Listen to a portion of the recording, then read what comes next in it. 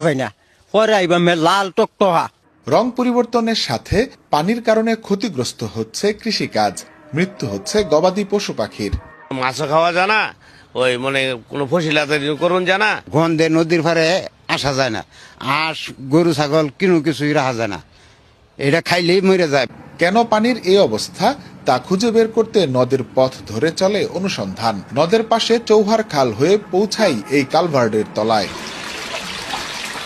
কারখানাগুলো তাদের দূষিত পানি নানা ধরনের সুড়ঙ্গ ব্যবহার করে কিন্তু এই ধরনের খালে প্রবেশ করায়, যেখান থেকে মিশে যায় নদীতে।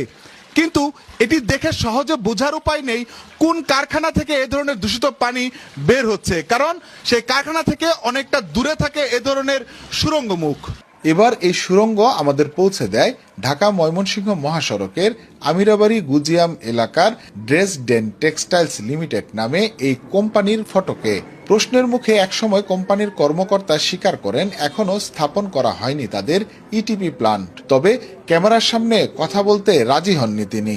ইন্টারভিউটা আমার স্যার একটু রিকোয়েস্ট করছে যে ইন্টারভিউটা ওনাদের বলো যে স্যারই নিয়ে আসবে 3-4 দিন পরে, আপনাদের নিয়ে এখানে সব ঘুরে দেখাবে আমাদের অবস্থা, সিচুয়েশন সব আপনার প্র্যাকটিক্যালি গিয়ে তখন স্যার এটা পার্সোনালি রিকোয়েস্ট করছে।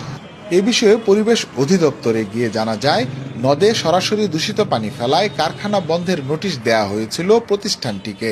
আমার ধারণা মতো ছিল যে এটা বন্ধই আছে, আমি এটাই আমার বিলিভ যে বন্ধই আছে। কিন্তু আমি অবশ্য আজকে আবারও খবর নিব, বন্ধ করার জন্য আমরা তো আবার ওয়ার্নিং দিয়েই দেবো, এটা আশা করি হয়ে যাবে। তবে তার বড় অংশ একটা ক্ষতিপূরণ দিতে হবে।